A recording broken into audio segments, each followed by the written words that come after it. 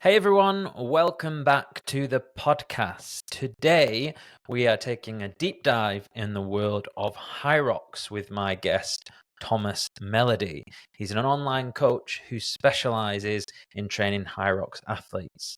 Now, if you haven't already listened to my last episode in which I gave some context around up and coming Hyrox episodes, then I'd advise go and listen to that now so you'd have some context. Today's conversation, although many elements can be applied to training in general, will be specifically tailored towards those competing or are interested in taking up Hyrox.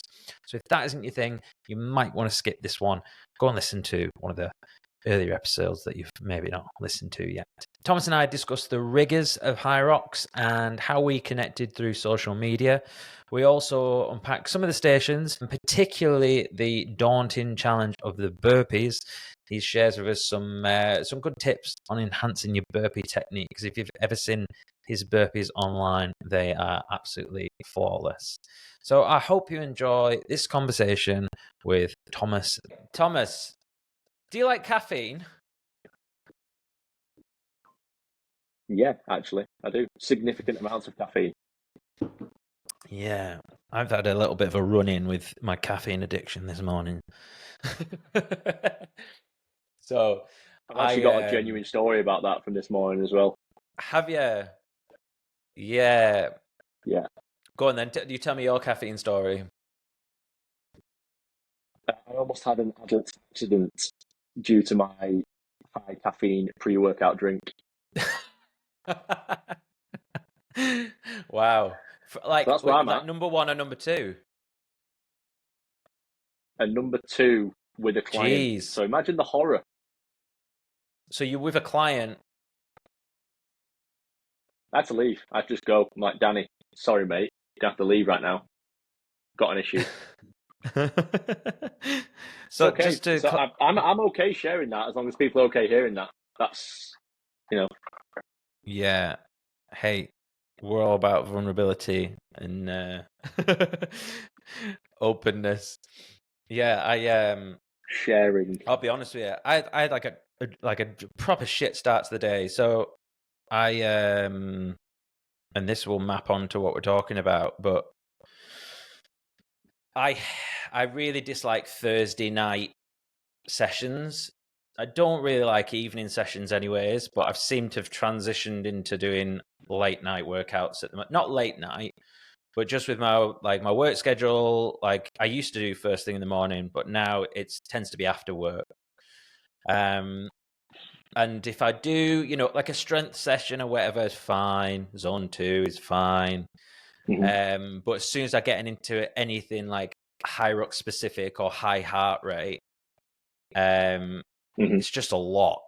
And I do find that if like one, I'm just like, I just don't have the energy in the evening. And two, I sleep terribly. Like even if I'm exhausted, I think it's that adrenaline spike and you've got that cortisol still like hanging around in your system and it just tends to wake me up. Yeah. Yeah, 100%. So last night I did a Hyrox tempo session, 70 minutes. I say I did it. I abandoned it at 45 minutes because I just couldn't move. Like I was doing lunges and I was like, is this in your head or are you really fatigued? And you know when you're like having that battle and you're like, nah, stop being a bitch. And I'm trying to push through it. And then I'm like, no, I've got nothing. And I just sort of like keeled over. Yeah, you'll have seen that loads of times as a Hyrox trainer with the sandbag and just sort of. Yeah. Just then goodbye. Yeah. I just couldn't get going again. So I was a bit gutted. So long story short, I had a late night. By the time I got to bed, and then I've got this battle at the moment with I'm trying to optimize for wake time. So just keep that the same, 6:30, 6:30, 6:30, 6:30. And if I need to, have a nap or whatever. And by the time I got to bed last night, it was pretty late. It was like 11 o'clock. And I was like, I've done a hard session. What's going to be optimal? Is it best to get up at 6:30? and then maybe have a nap.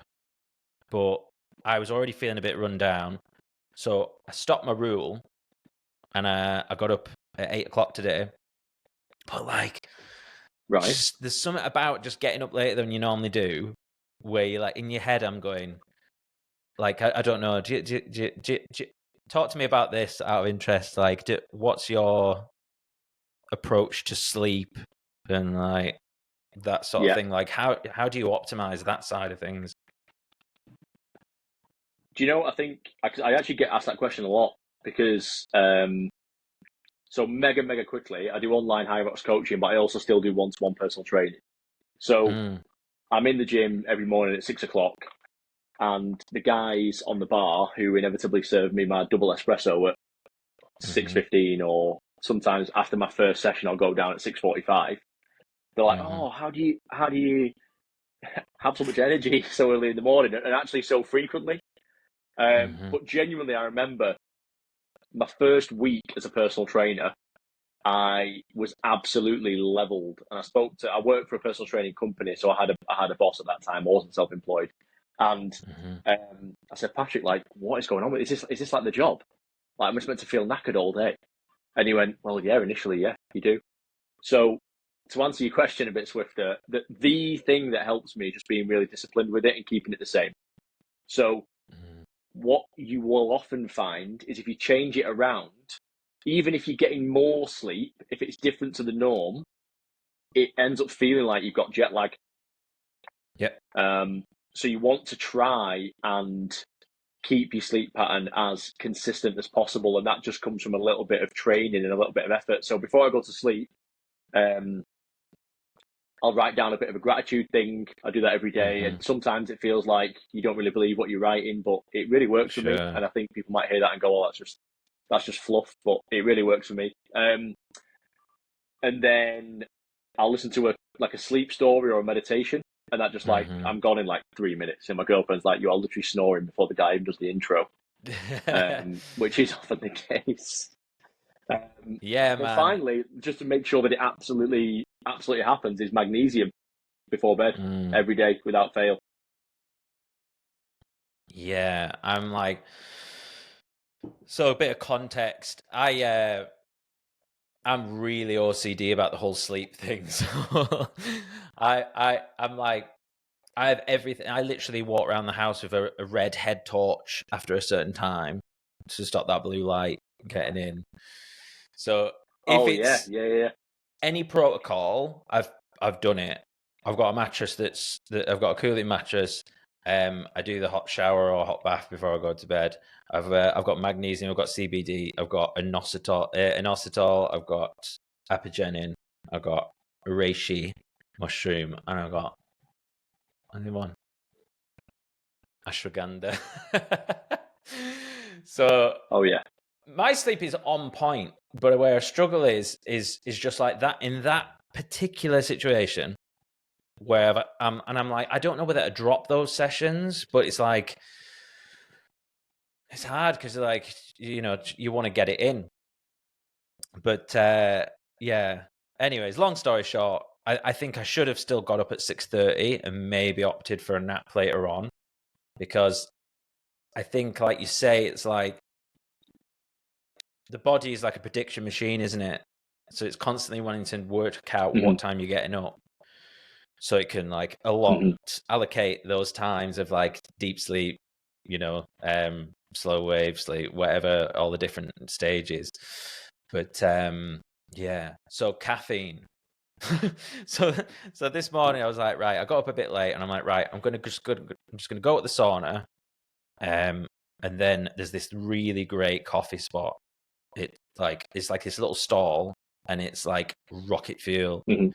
I'm gonna go there. I'm into that. And I'm like, right, okay, I get my sauna in, cold shower, right, okay. And I told you I was running a bit late, and I was like, right, let's go get this. But obviously, I would rather be late and be unprofessional and be caffeinated than uncaffeinated and on time. How ridiculous is that, by the way? So and I arrived there. A testament that I don't share, Jason. A testament that I do not share. No. And I got to this. I'd rather be this tired and early. Tired and early. Yeah, maybe I should optimize for that. But and I got to this place, and it's like this little stall, and it'd been booked out privately for 15 minutes. So there's like 20 people stood there, and I'm like, I just want to get an espresso. Oh my God. But yeah, it just made me think though, like it's so ridiculous how much I love caffeine. And yeah. But let's put that to one side. Let's talk about like how we got speaking, because I think it's quite an interesting sort of thing. And I think like a positive side of social media that you don't often see. Yeah, I still think this is mental, by the way, but you can drop the mic on it. I still think it's crazy. Which part of it's crazy? Just like how like far that reel went, and like, or yeah. Well, no. Yeah, so that would make it personal. I don't even mean to make that about me. I mean, like, yeah, just like you message me going, "That's me in front of you on the reel." How fucking crazy is that? Yeah. So for those that don't know, firstly, for those that don't do Hyrox as well, so I train and compete amateur in a thing called Hyrox, as does and Tom, you do training around that sort of thing, and basically you put a reel up at, when you were racing at Birmingham doing the farmers carries, which is where you hold is it 26 kilo, or is that pro? No, it's 26 kilo, isn't it? 2 24 kilo kettlebells. And yeah, so and in the video you're like, watch how I'm holding these kettlebells, and it's like a top tip on getting faster with your farmers carries, and you're just like flying past me while I'm doing my first Hyrox, and I'm like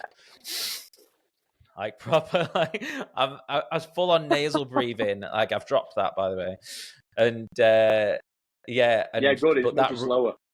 Yeah, 100%. Yeah, but is that probably like the most sort of viral reel that you've put out there? Because it's got millions of views, nuts. hasn't it? 3.6 million. What even is that? That's like, mental. I do not say that to say, oh my God, how cool am I? Like, I literally, my mind is blown by how mad that's gone. Like, it's a reel about farmers carries. What the F? Well, yeah, and so I was at a social event the other day, and like a friend of a friend that I don't really know, he was like, I think I saw you the other day on my Instagram, like with some like farmers carries, and I was like, it was that guy. I was like, was it this hybrid training guy? And he was like, yeah. And he was like, oh, and I messaged so and so saying, is this your cousin? And I was like, straight away, I knew which one it was. But yeah, so I commented, didn't I? I was like, oh, that's me. And then we just got chatting. And then, interestingly enough, so I did my second Hyrox, which was at Manchester last month. And then I messaged you saying, or commented, didn't I, saying you won't be overtaking me like that again. But you weren't competing. And then I went from like, I think I was like, I don't know, I must have been like 1,000th place or something, like probably more at Birmingham. And then I was 11th in Manchester. And I just think, so I did steal your technique. And two, I think it just spurred me on a little bit, just like, oh yeah, I was going really slow there. I need to like pick it up. But, you know, besides that, that's what it's for. Yeah. But it's just cool, isn't it? Like that's like a really cool side of social media, where you can get a connection through something kind of random like that. And then, it's just a good, like, positive use of the platform. So, totally agree. I'll let you take this one. What is Hyrox? So Hyrox comes under the category of obstacle course racing. So if you think about like Tough Mudder, that's the one that everybody knows. You do a run, have a bit of an obstacle, do another run, have a bit of an obstacle. The benefit of Hyrox is that it's all inside and there's no mud. Mm. The disadvantage of Hyrox is that it's really, really hard, or just requires specific training to achieve it, or to complete it. Sorry. So basically, there's a meme going round of people like me trying to explain Hyrox. So I'm going to condense it by saying that there is a run in between each of these things. I'm just going to say the things. If listeners can just take into account that there is always a run. Mm. So it's a 1,000-meter run and then something. So let's roll with that. So the first station is 1,000-meter ski. So the ski erg is like an upright rower. There's then a 50-meter sled push. At varying weights, just depends on the division that you're in. There's either a pro division or an open division. That insinuates, in fact, that the open division is easy. It is not easy. It's still challenging. You've then got a 50-meter sled pull with a rope. Possibly the most difficult station is next, which is an 80-meter burpee broad jump. I'm sure everyone has done a HIIT class and done a burpee in a HIIT class. This is like burpees on steroids. You just do a burpee, then you jump forward. Absolutely hanging. For 80 meters, which is anything upwards of 40 burpees in total. The middle section, there's only 8 stations. So then the middle section then is the rower. So it's a 1,000-meter row. This is the opportunity for a lot of participants to kind of take a break, take a seat, go a little slower, get the heart rate down. That's what I coach anyway. Then we've got the farmer's carry station, as per our real chat. That's 200-meter farmer's carry. Just get the kettlebells, walk as fast as you can, or run as fast as you can if you can run with them. 100 meters of lunges with a sandbag on your back. And then the final station is the one that defines Hyrox probably, is the 100 wall balls at the end, or if you're in the female division, 75 wall balls at the end, which is more a mental thing than anything. The ball isn't that heavy. If anyone does it in the gym, or there's any CrossFitters, listening, they'll routinely do, wall balls in sessions and go, oh, wall balls are easy. Well, they are, ish, until you've got to do 100 at the end of an 8K total run and all those events. And then finally, I suppose the final thing would be that the average finishing time is around 90 minutes for the Hyrox. So what's really good is it kind of falls into that endurance sport kind of element. But the reason why it's gotten so mental is that genuinely everyone can do the movements. I've got a client in America, Joe. He's 63 years old. He's had 2 knee replacements and he's doing 2 Hyrox this year. That's awesome. It's just like, that's what's great about it. Yeah. Yeah, I would say it falls into, other than the burpees, possibly, like it's all functional. It's fairly functional, isn't it? Those sled pushes. Anyone can do the movements. Yeah. So let's talk about some of those stations. We'll double click on a few of them. So you mentioned burpees as being the most minging. Now, there's also a video that you put up of you doing beautiful burpees. They look so smooth and effortless, and like you're just gliding through fucking butter. And funny enough, you're overtaking someone else from my gym. You're joking. Yeah, did you not see that? Yeah, it's a guy called Mark. No. And you're just flying past him. And they're like his hardest station. So he has some back issues, so he has to do a press up. So he has to do like a press up and then a step up. So to be able to, basically do them. But obviously that's a lot more work. In a weird way.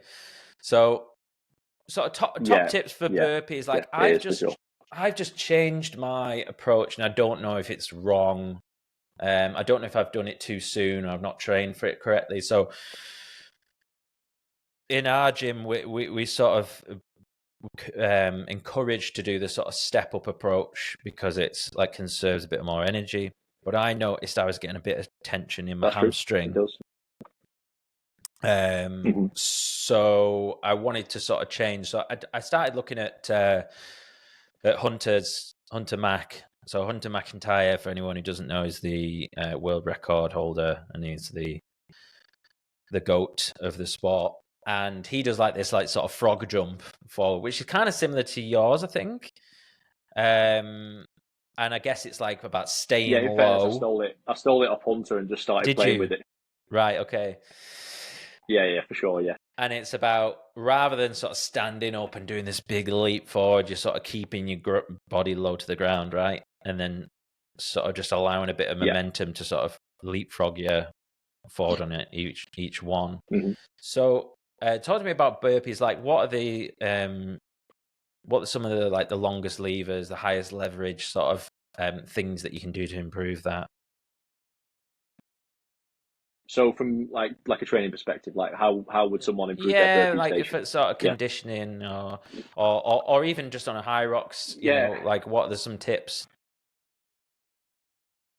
Sure. Okay, we'll go both. We'll go training method first. I think my overall approach, by the way, is like always to keep things really simple. You might get that from the page. Like I think trainers can often kind of make things seem way more complicated than they actually are. And honestly, it's just doing them.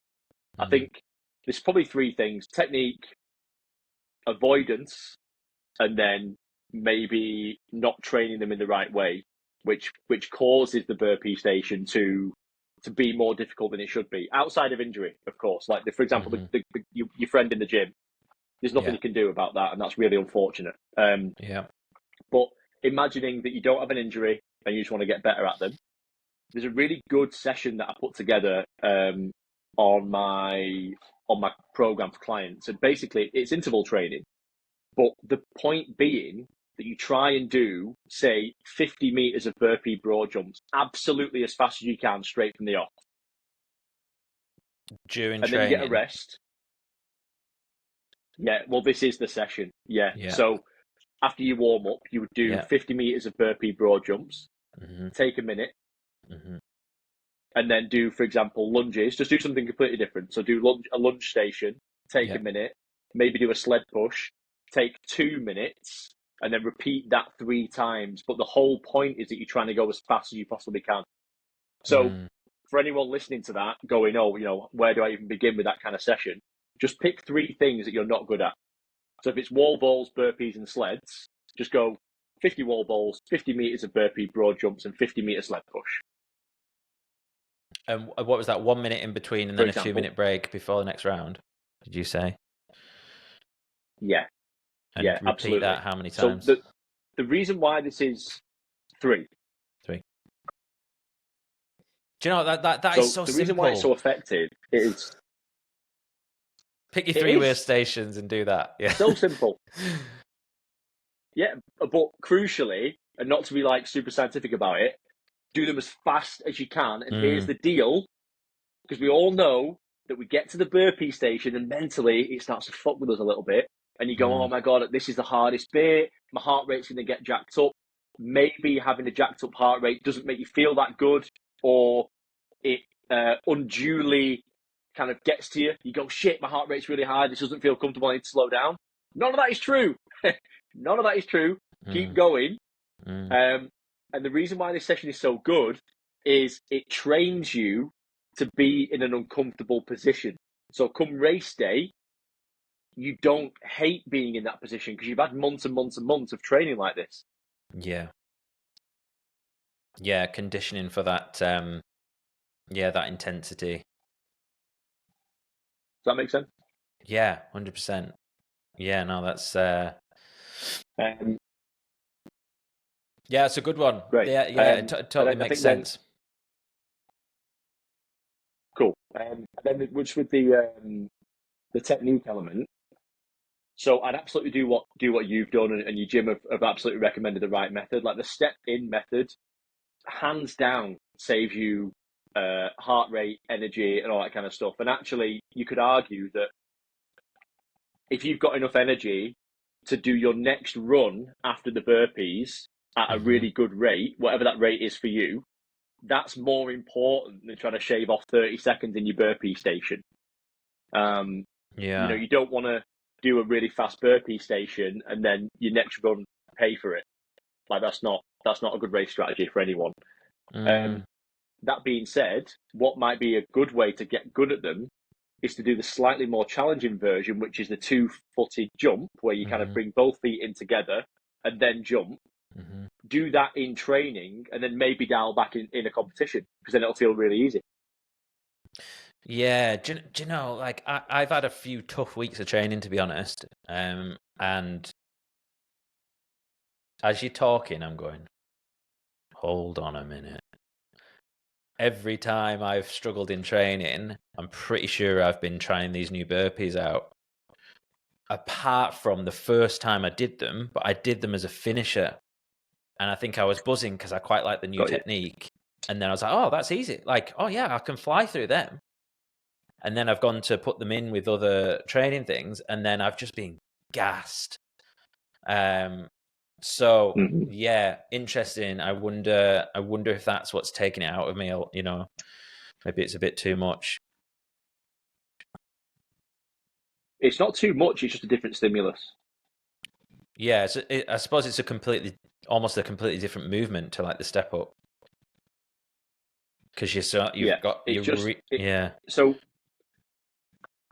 we all work hard in the gym, right? And if you sign up for a Hyrox, chances are you're already in the top 5% of motivated people in the world. Seriously, like it's that hard. And I put anything, like if you do a marathon, you're in that percentage. If you do a tough mudder, that's the long one, you're in that percentage. I don't mean to like knock any other sport, you know. Sure, yeah. But like if you sign up for a Hyrox, chances are you're a motivated person. All of that being said, a lot of my coaching and what I'd kind of stress to people right now is, notwithstanding your current hard work, it might be really useful just to check every now and again, like, am I really pushing this? And what a lot of people do is they kind of go like hard all the time, when actually that just leads to kind of going 75% all the time. Yeah. So really what you want to try and do is pick and choose between those sessions that you can really give it some shit and ones where you really need to dial back, because that's what's better for that session. Yeah. You don't need to go ham all the time. Yeah, 100%. I think getting that balance right is key. And I mean, at the moment I'm technically off plan, but I'm sort of like so I was with Matty Green, who's the owner of Cumbria Strength and Conditioning.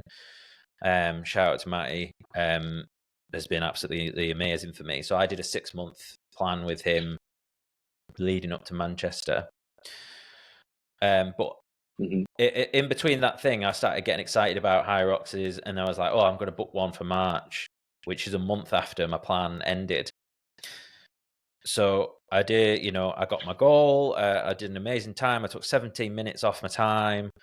And then I had a month to, and I'm doing pro at Glasgow, which is next weekend for anyone listening. So, and it was basically, Matty was like, well, I'll leave the plan open for you, and you can just basically copy paste the last 4 weeks and just do it again. But like, I'm technically not on plan. That's good of and it's kind of like, so it's not the same. Like, it is the same, but not like, I don't have that same sort of support. And in my head, I'm thinking, is this the right thing? Should I be doing this? Like, and I think that's one thing I've noticed, and whether it's in my head or not, is I need to plan my year out better and go, like, okay, I'm going to do like some Hyroxes, I'm going to build up to this, and then I'm going to have time off or whatever. So I wanted to know, what's your thoughts on periodization, training blocks, how long to train for Hyrox for, how long to take off, what is taking time off, what's the best thing to do off season? I know I'd give you like 6 questions there, but I've got that. You've got periodization, off season, training for Hyrox. 3 major topics. Just like that's cool. Year round, so, kind of big picture. Yeah, sure. So I I really don't think that you need to do Hyrox-specific stuff prior to 12 weeks out from competition. Mm-hmm. That's probably the first one. That being said, and I was honestly going to say it before you asked me this question, but I'll say it anyway. That being said, I would work with a coach for as long as you can afford to. And if that's all year, then amazing. Yeah. It's kind of like, so they can manage you through that periodization process. Yes. So for example, if you're in an off-season phase, one of my clients, Graham, comes to mind. I've trained Graham for just over a year, and this will be coming up to our second Hyrox. So I trained him through the summer for Birmingham in October last year, and then it'll be coming up to Glasgow in March.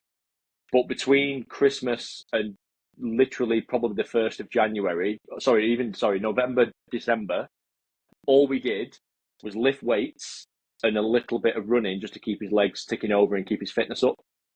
Yeah. Well, yeah, that's something So for anyone wondering what to do coming out of competition, it'd be strength. Yeah. Yeah, because I mean, like Hunter Mackey, what does he say? He runs, doesn't he? He runs in the hills all off season apparently, because he lives on top of a mountain. Do you think? He does, yeah. And on that, would you say that that would be a good strategy? Off season. So let's just assume that we're going to be racing in October, Birmingham, and maybe doing Manchester in January. So kind of winter is the sort of season in the UK, I guess. Yeah. So summer, would you say just like strength blocks, and you said a little bit of running? Would you not recommend like long distance running, getting out, maybe doing some marathons, or just lots of zone 2? What are your thoughts on that? So what I'd probably recommend, to be completely honest, is, because some people might not really know what a strength block is, but you've got obviously so many things just wrapped into that on its own, right? So say that we've got July and August, I would periodize that block as well. So I'd probably start with something called body composition training, which is a combination of upper body and lower body in the same session.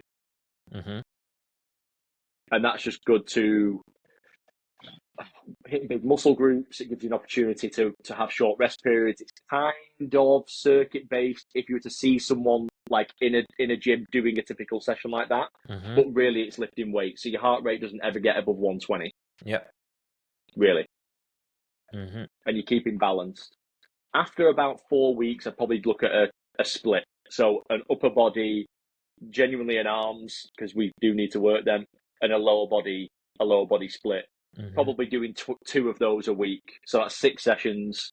If you're really desperate, you could do some intervals afterwards, like if you really wanted to.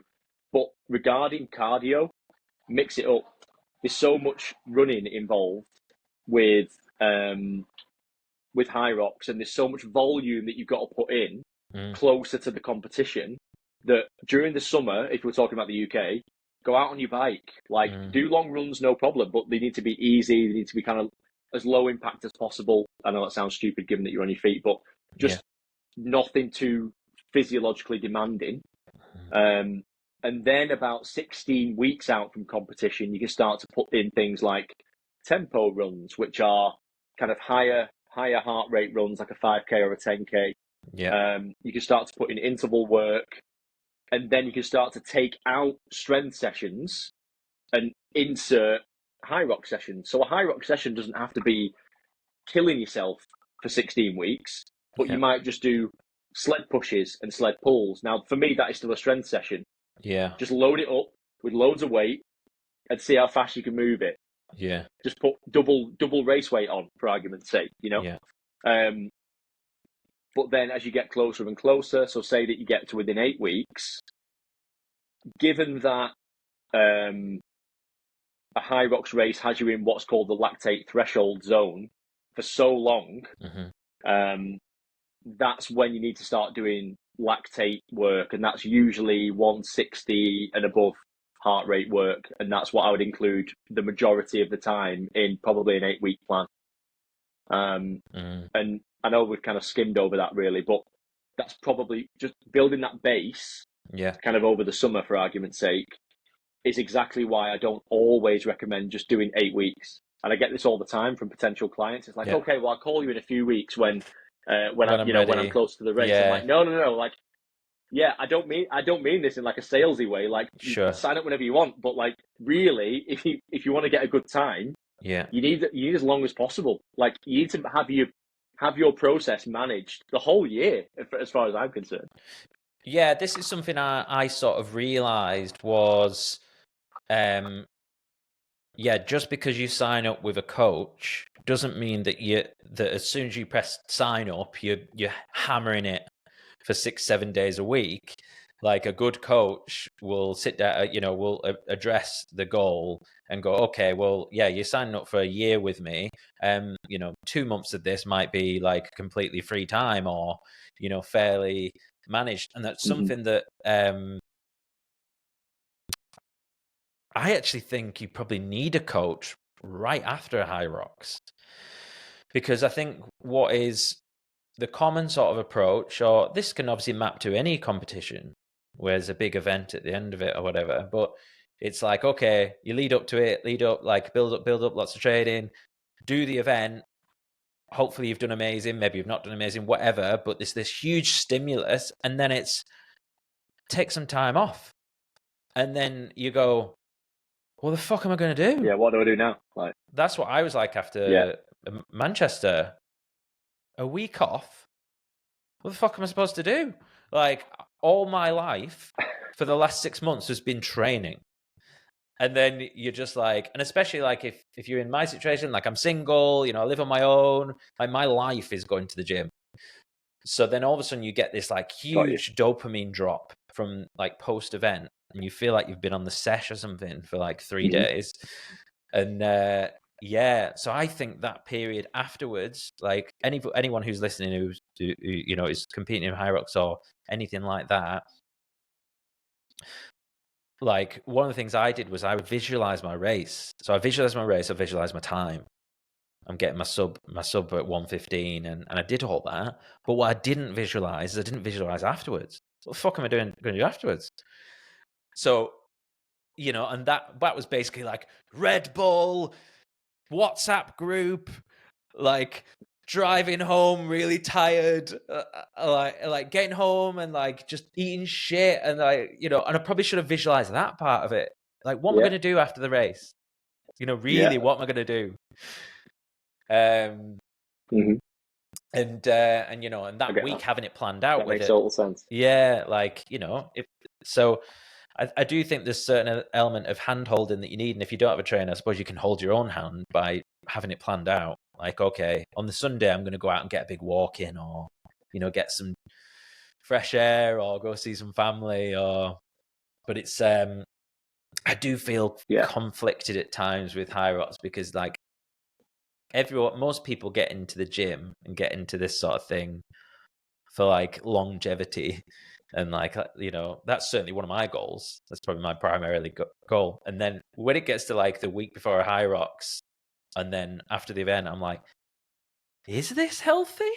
Like, it feels kind of a bit much. Do you know what I mean?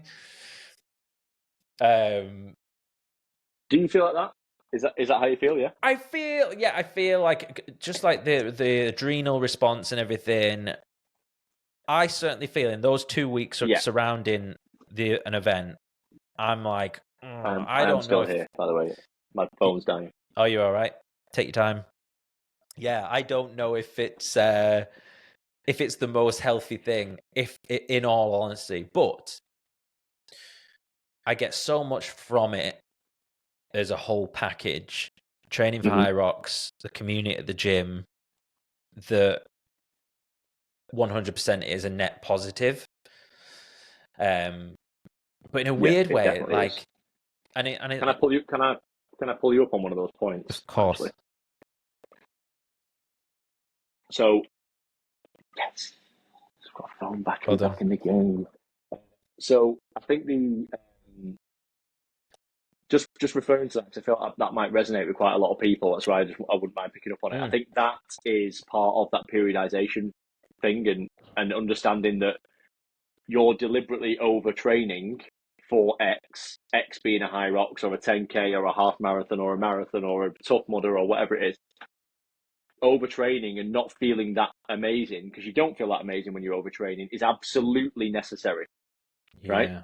Like, it just is. You need to push yourself, taper, and then you feel great on race day because you've built up you've accrued all this volume in your body. But taking a rest period is all part of it, and I think we all would benefit from what I call reframing rest. So there's a great equation that I've not made up, by the way. I got it from a book called Peak Performance, and it's stress plus rest equals growth. So ultimately, we're on this journey for overall growth and development and increasing your fitness. So you've taken 17 minutes off your Hyrox. That is a way that you quantify your fitness growth. But you then want to go for the next bit. Well, part of going for the next bit is taking a break right now. Well, not now, but you know what I'm saying? Like, after competition, that's part of it as well. Take a break, get some ice baths, get a massage, go on a bike ride rather than smashing yourself at an EMOM or an AMRAP or something mental. You know, just change what you're doing, change your stimulus, you know? But you got to reframe rest, because it's completely necessary. Yeah.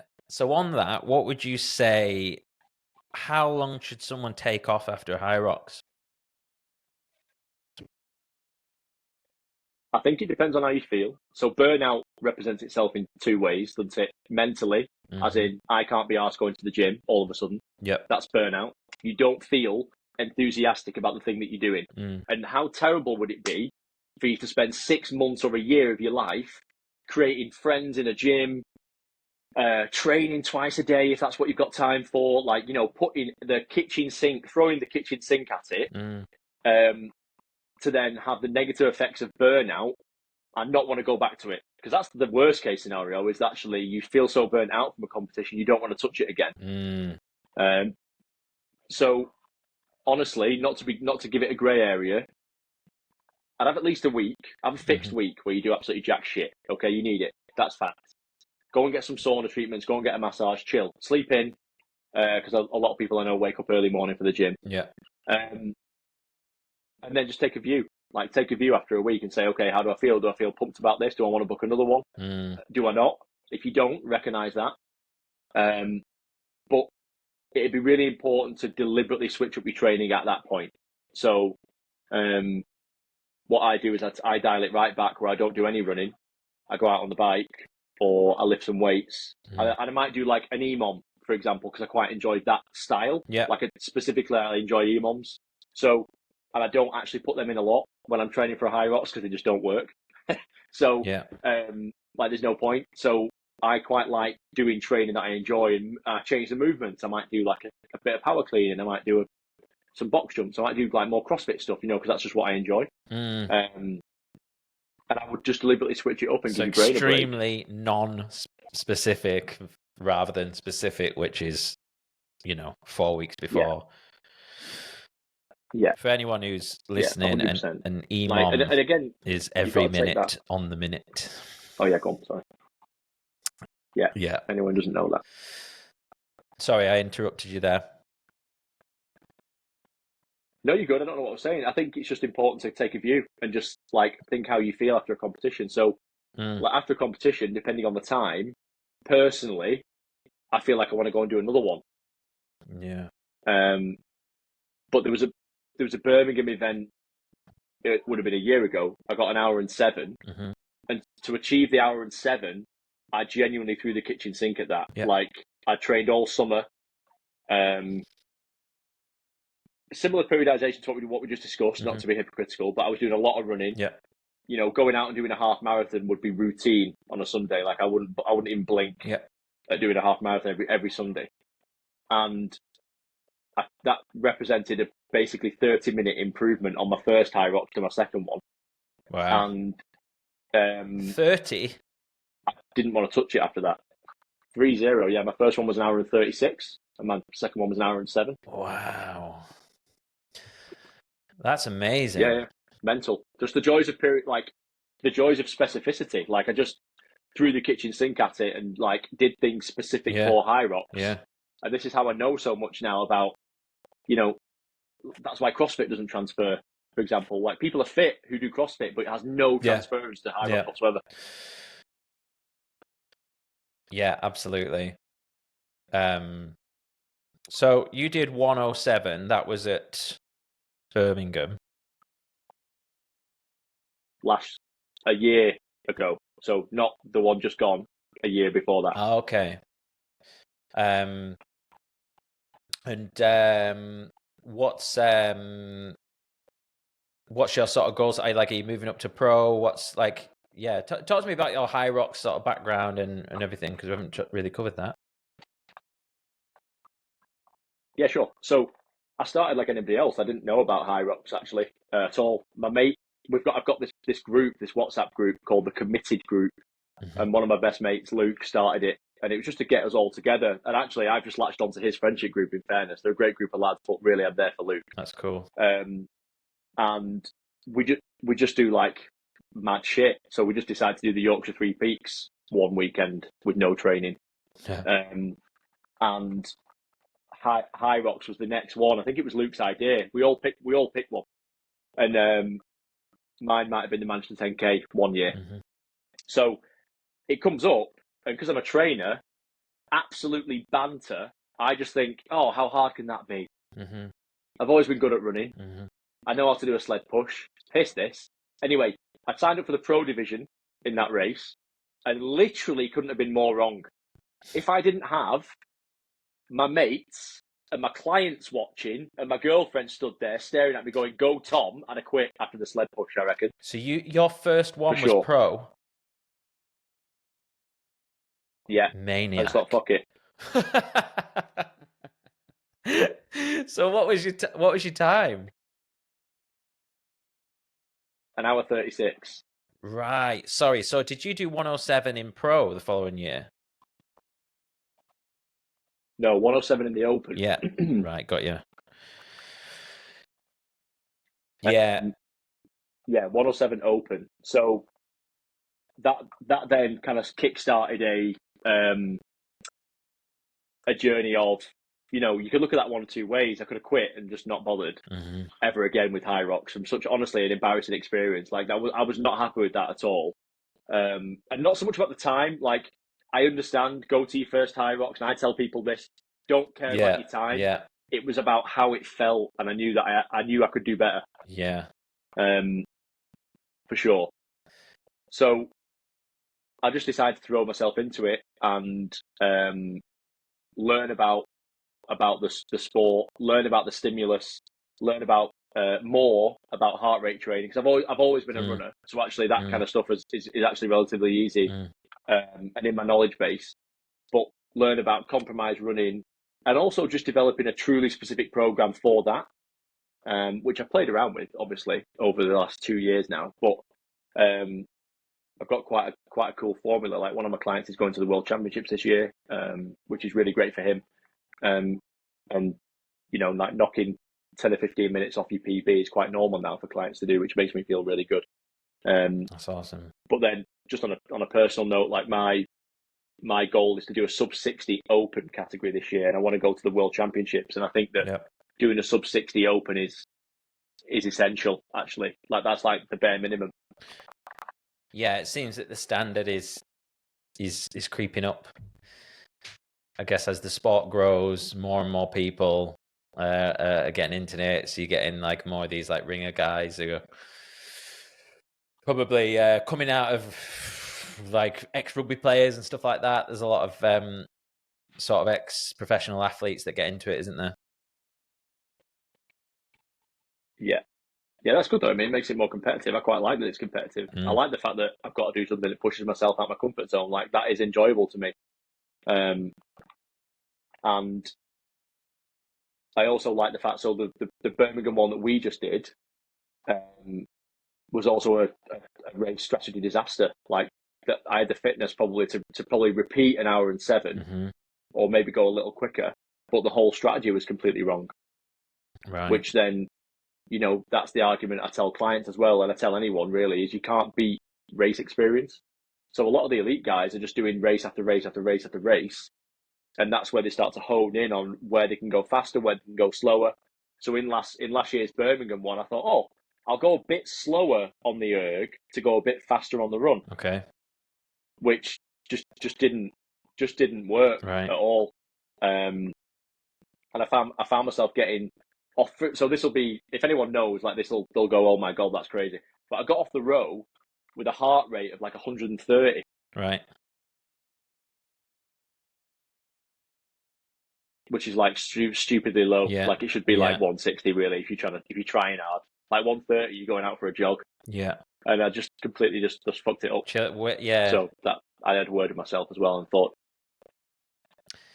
Yeah, it's a bit of a meme, that, isn't it? Like people chilling on the rower. Yeah, don't get me started on the rower. It's not a thing anymore. Okay. I don't know if you saw my Instagram post the other day, but I'm basically I'm having to start from scratch to learn it all again. I really learned how to row, and it's like taking a step back to go forward, and it's really difficult.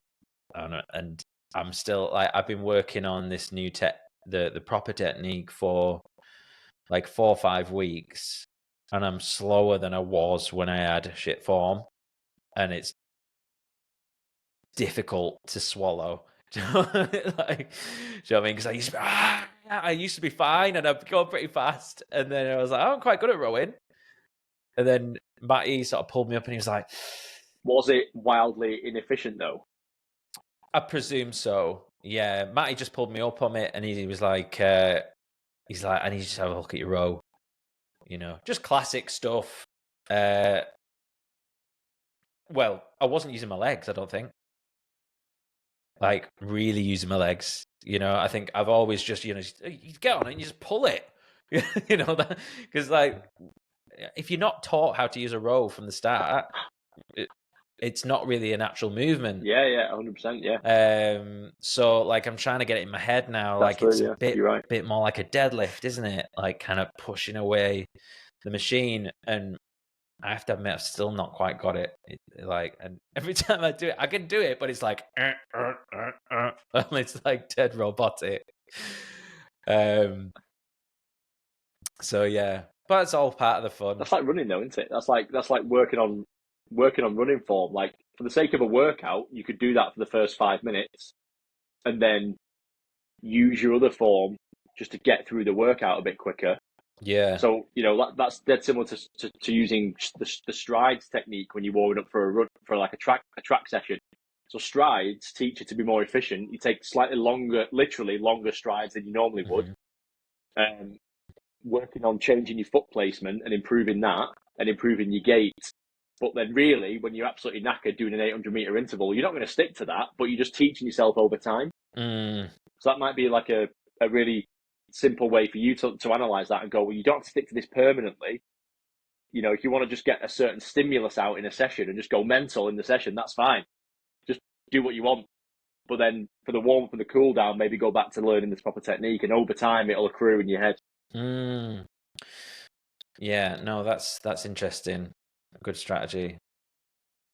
Yeah, I might try and implement that.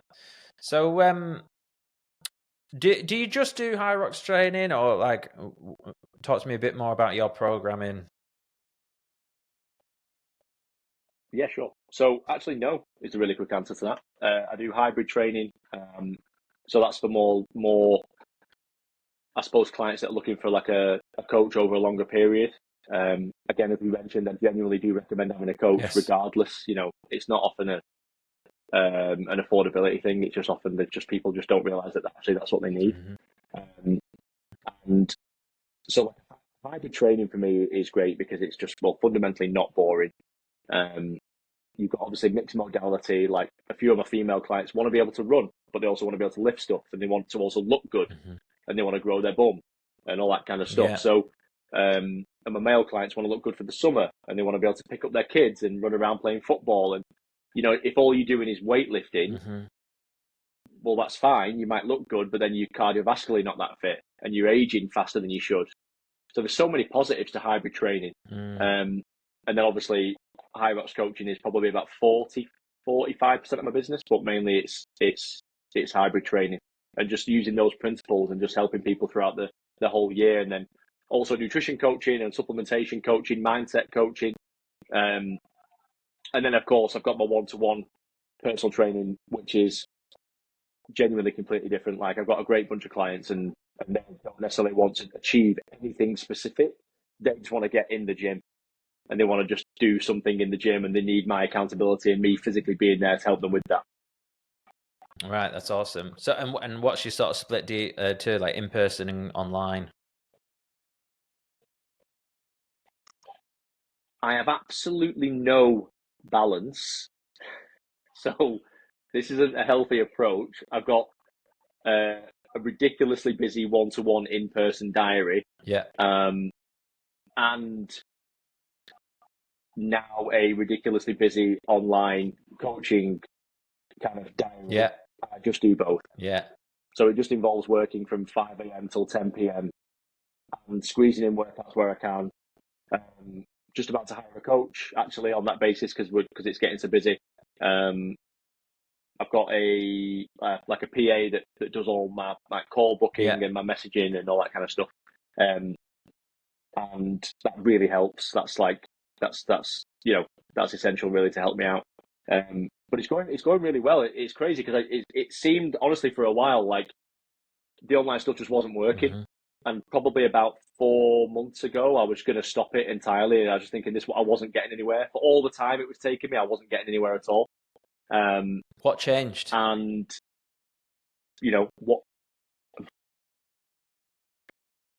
I decided to double down on my efforts rather than stop. I just did more, and that sounds so simplistic, and I don't mean for it to come across like that. I just so for example, instead of sending 10 DMs a day, I'd send 50. Instead of doing one post every other day, I'd do 2 posts a day. Yeah. Just deliver more value instead of keeping asking for, oh, hey, book a call here and do this here. And, oh, hey, have you thought about a coach? No, don't bother with that. Just deliver more value, way more value, deliver some more value, and then pull from that. It's called pulling from the trust bucket. Like people need trust, and you've got to be seen to be giving something. You can't just keep asking. I think a lot of coaches get that wrong. Yeah. So I did a launch yesterday, but I've not done a launch probably in 6 months. And I think my following's doubled in 6 months. So now these are people that are really invested in what I'm posting, the information that I'm receiving. Hopefully they enjoy it. That's the biggest thing. Yeah. And just being sincere about that on social media. Like I actually genuinely want to help people with their training. If they want to hit me up and have coaching, then fine. Yeah. Like that's great, but it's not the primary reason why I'm there.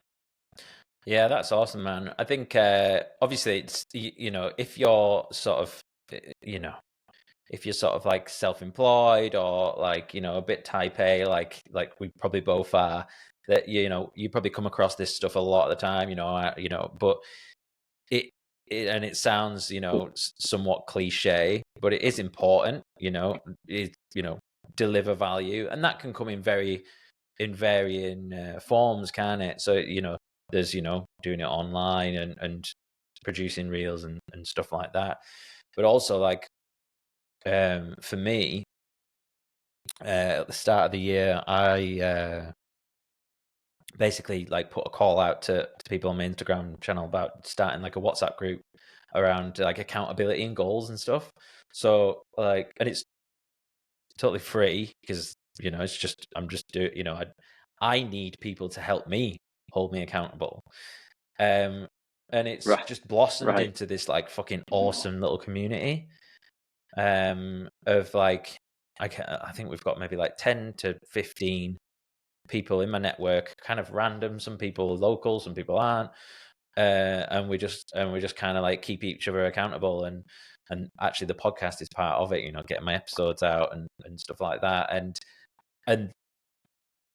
I can already see that paying dividends to me just through like a little bit of like generosity. Like I'm starting this group, and which is also kind of selfish because I want the group. to help me. But then, and I can like offer tips on, Right. people like to ask me about like nutrition and stuff because I geek out and stuff. So, and I'm like, oh yeah, like it's not my job, but like I'll help you with it. And it's like a really nice way to just do it voluntarily. And you do like, it does seem like I'm getting more back. I'm getting like sort of slightly more, I'm strengthening like those weaker relationships, like people like in your vicinity, and and then you start talking to them more, and then it's like everything sort of just starts to like, feed into each other. And I think, network effects, isn't it? And I certainly see this. Yeah, it totally is. Yeah, it totally is. With the podcast as well. Like, that's just through. I mean, I think this might be the 10th episode I've done. I've got a bit of a backlog on publishing, but I am like actually after Glasgow, I'm going to be publishing loads, because I've just been focused on Hyrox. But what I've seen, like just since I've started, the conversations I have just turned into some amazing relationships, strengthened relationships. I actually, had I not started the podcast, I don't believe I'd be into Hyrox. So, literally, it's like had this snowball effect for me and changed my life. And but for anyone listening or whatever, it's just like, yeah, focus on your network, and in whatever way that may be, whether it's doing it how you do it or. Well, just to jump on the end of that, I think the thing is giving without expecting. So, the way that I articulate that is I just gave more back. I was getting so annoyed that I wasn't getting clients signed up, and I wasn't earning this, and I wasn't doing that. And actually, you're forgetting the point. And firstly, to anyone starting a business, Rome wasn't built in a day. Like, if I think back to how long it took me to make any actual money from personal training that's worthwhile speaking about, whether I'm not living at home with my mum, trying to run a Honda Civic, probably took 5 years. 5 years. Like, it's mental. Like, and I'm getting annoyed that my online fitness business isn't blowing up and doubling my income in 10 months. Yeah. So you've just got to take a step back every now and again and stop being so selfish. Like, it's really easy to be selfish because you think, I've got these goals and why am I not achieving this? Yeah. But it's not the point. I changed the point, and that's when, similar to your WhatsApp group and what it's enabled, what it's given you in the end, is you literally give back and you get given back. It's as simple as that, and that's what it's for. Like, this launch this week, it's probably been the biggest launch that I've done. I think I've done 3 since I started kind of the page. It's been by miles the biggest one, and it's because I've front loaded the value prior to the launch. Like, put loads of free workouts out there. There's a workout of the week. There's a run club. There's a free webinar. There's free value calls. So people book in calls just to talk about Hyrox, and that's completely great. And I like that. That's absolutely what it's there for. And then eventually you say, hey, look, I've got spaces opened up, and people go, okay, great. Why not? Yeah, that's awesome. I'm providing even more value here on this call with me, so I appreciate that. Tell me, well, there you go. Yeah, that's what it's all about. We're sort of running out of time, so tell me a little bit about your launch or whatever. Tell me about your offer. Like, promote the hell out your page. Tell me what's going on. Oh, hey, thanks. So, if anybody wants to have any hybrid / Hyrox fitness tips, it's Hybrid Training 365.